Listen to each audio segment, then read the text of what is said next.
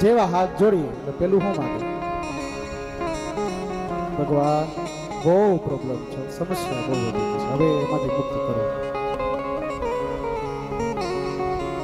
એમને મુક્ત થાય. પ્રાર્થના શું કરવાની હોય? તો માં કુંતાય કરીને એવી કરવાની હોય કે મારી હારે રહેજો, દુઃખ આપા ભૈયા જાય. મંદિરમાં જઈને પ્રાર્થના એ કરો કે હે ભગવાન કે હે દેવી, તમે જેમાં માનતા હોય એને કેટલું કહેજો કે બસ તું હારે રહેજે, બાકી બધું આપોઆપ થઈ જાય. એ એક દુઃખ કરું કાબલું આવવાનું. જિંદગીમાં તો નવા દુઃખ આવે જ રાખવાના. એક એક દુઃખે તમે ત્યાં જાઓ કે એવા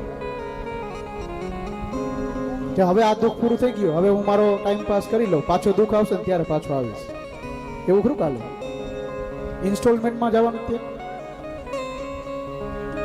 પછી ઇન્સ્ટોલમેન્ટ ભરતા હશે ત્યાં રિકવરી એજન્ટ આવશે.